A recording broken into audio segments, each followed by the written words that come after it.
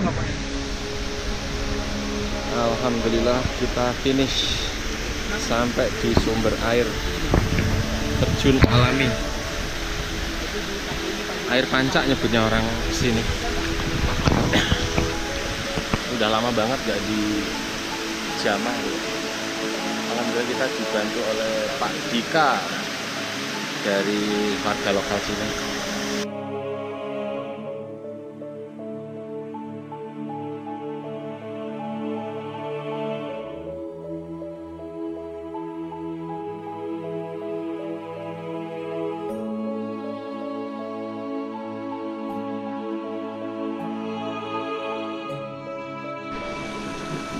Wis, basah.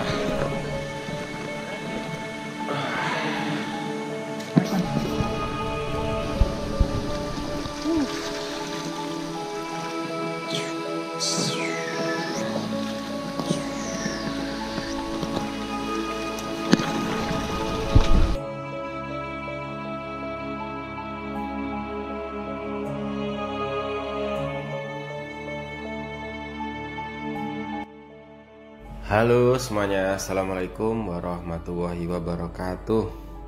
Oke bro, pada video ini mungkin saya akan mengkombinasikan ya dari beberapa hasil dokumentasi saya. Nah ini memang saya sedang berada di tengah hutan di daerah salah satu gunung yang berada di daerah Banyuwangi ya. Mungkin memang ini korelasinya agak nyambung ya.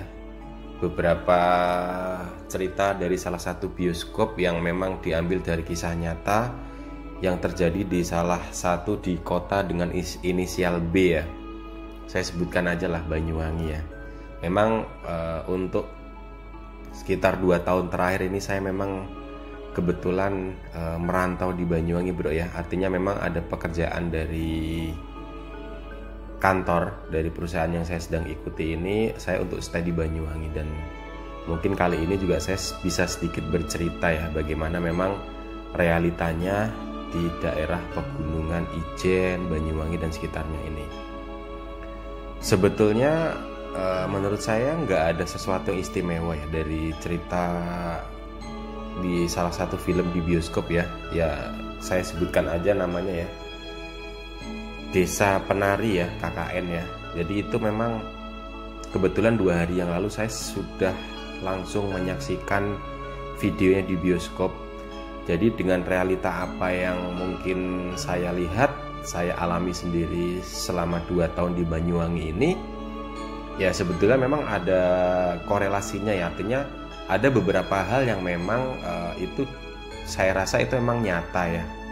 Dari sisi tempat, terus tradisi, terus kenapa kok ada alasan desa tersembunyi di tengah hutan, di kaki gunung, bahkan di pojok gunung. Itu memang saya sering temui. Kalian bisa lihat, mungkin saya tidak sengaja juga sebelum film Desa Penari KKN ini terkenal juga saya memang sudah sering ngedrone, trail-trailan di area-area pegunungan Ijen ini ya. Dan memang saya sering menjumpai beberapa spot itu yang sangat terisolir ya. Artinya ada fasilitas bekas gapura, terus ada juga beberapa rumah yang memang sudah, nyebutnya orang Jawa suwung ya, sudah usang, sudah tidak ditempatin oleh penduduknya dan lain sebagainya. Termasuk juga tempat pemandian yang memang sudah terbengkalai. Itu memang nyata saya sering jumpai. Nah seperti pada video drone ini kalian bisa lihat ya bagaimana sangat luasnya di daerah hutan, di daerah pegunungan ini. Termasuk nanti kalian bisa lihat langsung beberapa rumah, bangunan atau desa yang memang masih aktif di situ. Nah ini memang ada alasannya bro ya. Mungkin saya bisa sampaikan kenapa masih ada beberapa penduduk, warga ataupun desa yang tinggal di tengah hutan, terus di atas gunung yang memang menurut kita itu cukup terisolir ya. Artinya ini justru untuk keseimbangan kehidupan ya, karena mereka itu memiliki tujuan yang pasti juga bro ya. Nah itu kelihatan tuh di anak panah ya, dari drone saya itu udah kelihatan. Ini bener-bener drone saya aja terbang sudah 4,5 kilo ya, dengan horizontal lurus. Bagaimana kalau ngikutin jalur-jalur yang mungkin terpencil kayak gini ya, menggunakan motor mungkin bisa muternya sekitar lebih 10 dari 10 kilo ya. Nah ini terlihat salah satu desa juga ya yang memang di tengah hutan, terus di mana, di atas gunung, pinggirnya ini juga seperti yang kalian lihat ini jurang juga ya. Dan saya memang beberapa kali juga pernah ya coba akses menjangkau ke sini.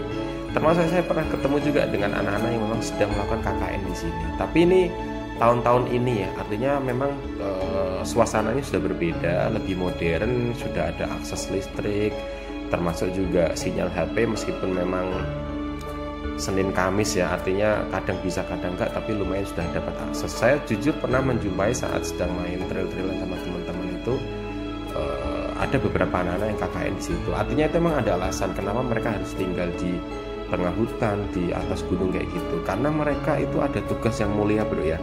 Mereka itu dengan kegiatan berkebun ya di daerah pegunungan seperti ini, yang mana hasilnya juga kita nikmati ya. Orang-orang kota yang ditinggal di kota-kota besar juga menikmati dari hasil karya dan kegiatan kehidupan mereka. Artinya memang itu realitanya ya, korelasinya ada ya dengan apa yang diceritakan di film di Desa KKN yang memang terjadi tahun 2009 lalu ya. Kalau saya baca di Twitternya itu kan memang itu diambil dari kisah nyata beberapa mahasiswa yang sedang KKN di desa terpencil dengan kronologi seperti yang pada video itu kemarin saya lihat di bioskop. Mereka pengen coba membangun salah satu sistem ataupun perbaikan di desa tersebut, cuman memang ternyata ada beberapa perilaku dan tindakan yang tidak bagus mereka anak-anak KKN ini sebagai pendatang, sehingga bisa mendatangkan malapetaka. Nah sebetulnya memang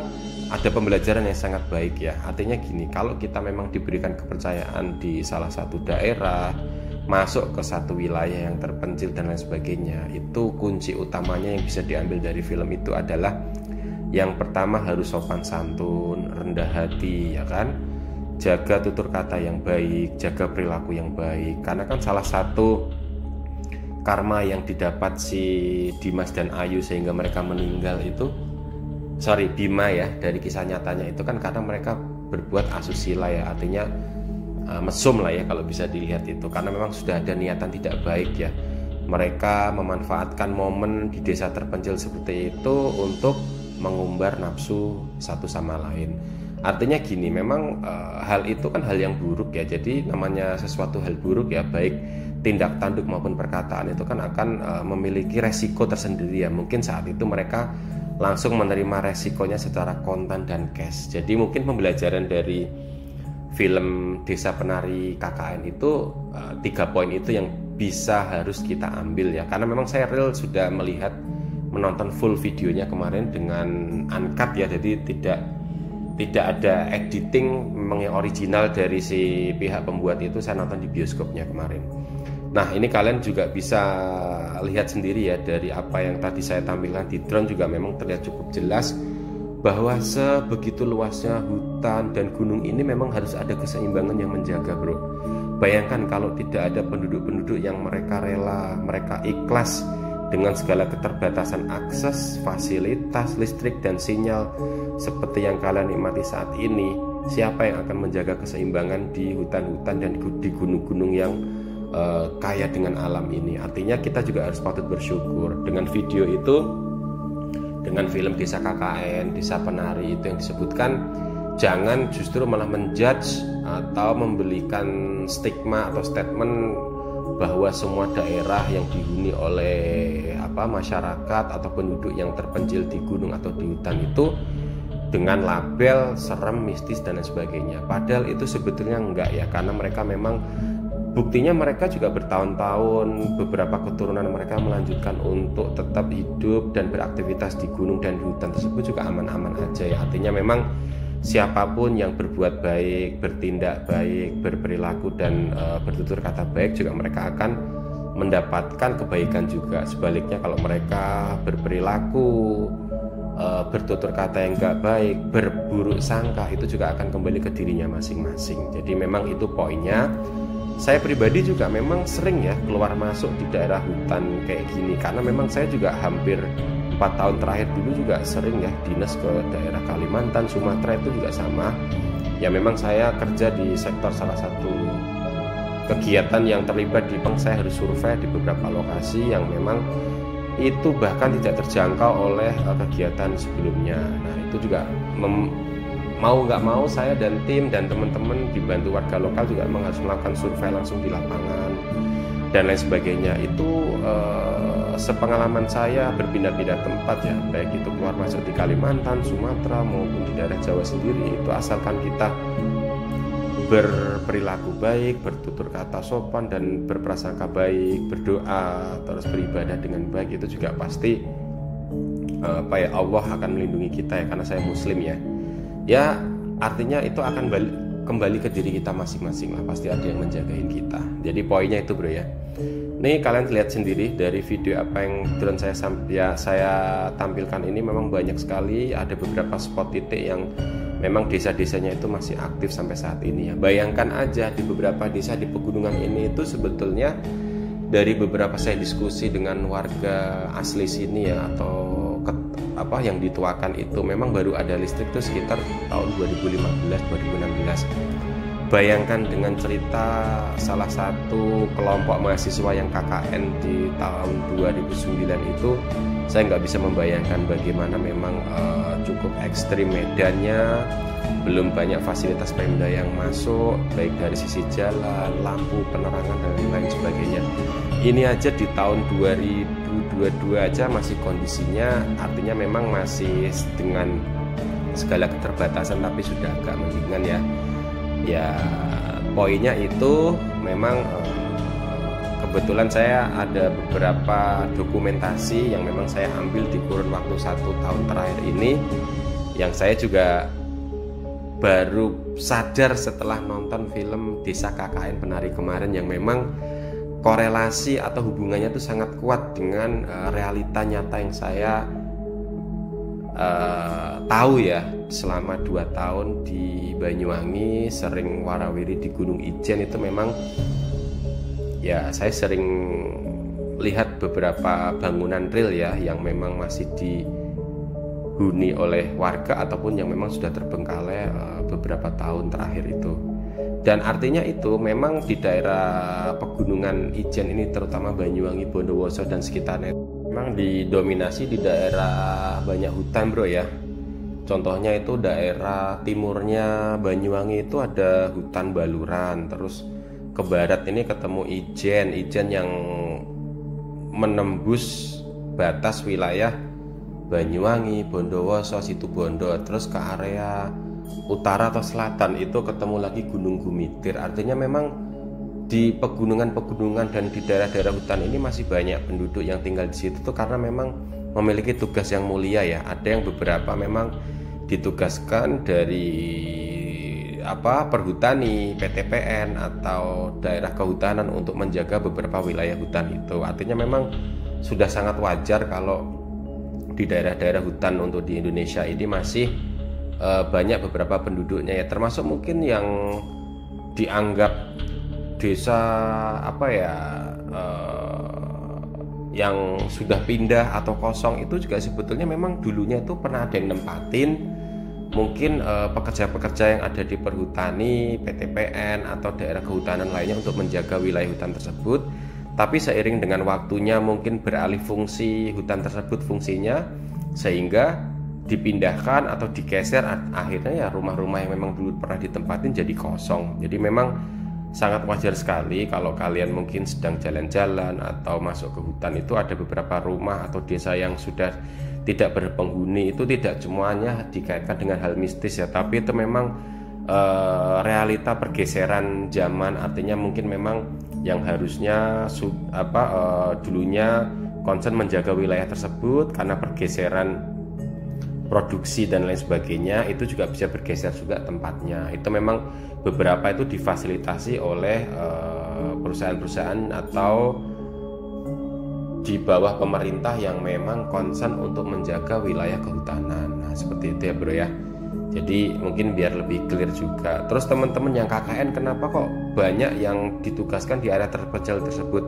Ya namanya KKN kan itu riset ya, mencari penelitian, mencari problem solving untuk menyelesaikan suatu masalah di wilayah. Saya sendiri juga dulu sama ya, waktu KKN juga di daerah terpencil juga ya.